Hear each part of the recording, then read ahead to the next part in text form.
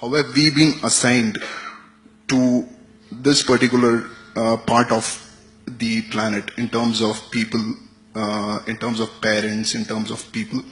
This is in terms of existence in this planet. And the other question is, which again triggers my belief in God, is who's the person who controls our life before we are born and after our death?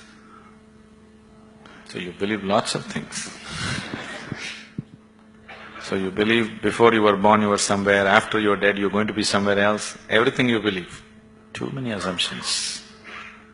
When you have so many assumptions, no way to approach truth, isn't it so? If you want to approach truth, the first thing is, you don't assume anything. Is it so? If you're interested in truth, if you're searching for truth, that means you have not assumed anything. Is it so? If you already made your assumption, you're just trying to find a confirmation for your assumption, that is not seeking truth. A true seeker of truth has no assumptions, he's just looking. Shall we just look or shall we try to confirm your assumptions?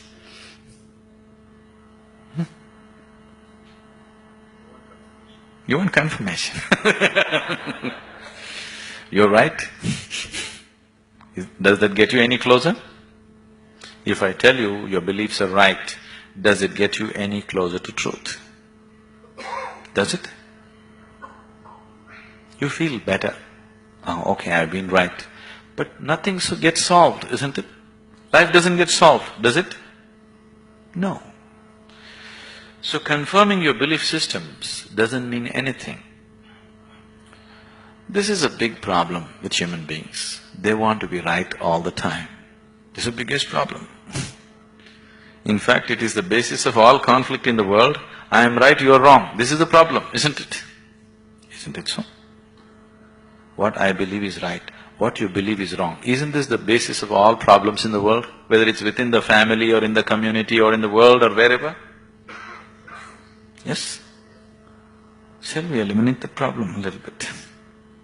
The first thing you need to do is, after all, they are your beliefs. And your beliefs are not original, picked up, isn't it? Your priest or mullah or father or mother, somebody put it into you, isn't it so? Picked up from somebody. It depends how powerfully they worked on you. And they work pretty powerfully. Because the business is at stake otherwise. So what you assume may have nothing to do with reality. Now you're trying to understand something which is beyond the physical, with physical context. It won't happen. You're trying to perceive something which is beyond physical through sense perception. Such a thing cannot happen. Now you want to measure the depth of the ocean, but you went with a foot scale. You will obviously come with wrong conclusions, isn't it so? If you want to measure the depth of the ocean, your first business is to get the right kind of instrument. Yes? Yes or no? That's your first business. That's all I'm saying. You want to know something beyond the physical. First thing that you need to do is to have a perception which is beyond five senses, which can perceive that which is not physical. Only then you perceive. Otherwise you can only believe or disbelieve, isn't it? If I tell you, God is actually in my pocket, this many people can believe me? This is a ridiculous thing, oh, we don't believe that, but I can tell you a more elaborate story if you want, which we can work on and make you believe in, isn't it? Right now, God is in my pocket. This many people believe me, this many people disbelieve me. Have these people gotten any closer to God than they were before? Have they? Or have these people gone any further away? No, nothing changes, isn't it? So why are we wasting our time trying to confirm our assumptions? You must enhance your perception, because only by perceiving you will know. There is no other way to know. Is it so? You will know anything only when you perceive it. Till then you do not know it. Is that a reality? Is that a reality? People who are not on talking terms with me, is that a reality? If you perceive, you know. If you do not perceive, you do not know. You are unwilling to admit I do not know, so you believe. isn't it? If you are just trying to pass the social test, belief is a good way to do it. But you want to really know, then belief is not a good way to do it. Belief gives you confidence. And fools getting confidence is dangerous. Do you understand? When idiots become very confident, it's very, very dangerous, isn't it so? Do you see? Intelligent are hesitant. Stupid are confident.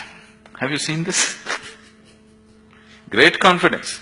Because when you simply believe something, you will have great confidence. You will have no doubt about anything because you don't apply yourself to anything. You're 100% sure. Do you see George Bush, how confident he is? He's very confident, isn't it? Doesn't he seem like confident? Very confident. He came to India and declared, "I am a believer, I am a true believer." I thought, you don't have to say it, can't we see? You must be a believer, otherwise you don't walk blind into situations. If you're somebody with sense, you would look around, isn't it? You would see what is there and what is not there, because you're a believer. Not just in God, in so many other things. The most sensible way to start your life is, what I know, I know. What I do not know, I do not know. Once you come to this sincerely, you will see your knowing will constantly go on expanding on a daily basis. Otherwise, the moment you believe, you are stagnant. Belief is death, actually. Marx said, it's the opium. Religion is the opium. Because it puts people to sleep. He's very right. It's put people to sleep, isn't it? Hasn't it? Sleep is comfortable. What's wrong with it? Why sleep? Why don't you die? It is even more comfortable. Do you know that? Because anyway you're a believer, after all your God is waiting, why don't you go? Yes, isn't it? Because anyway you know when you die you'll go to God. What is the problem? Why are you waiting, going to this hospital, all this nonsense? Why don't you go? Why are you delaying your progress towards God? That's not right. You're not a true believer, isn't it?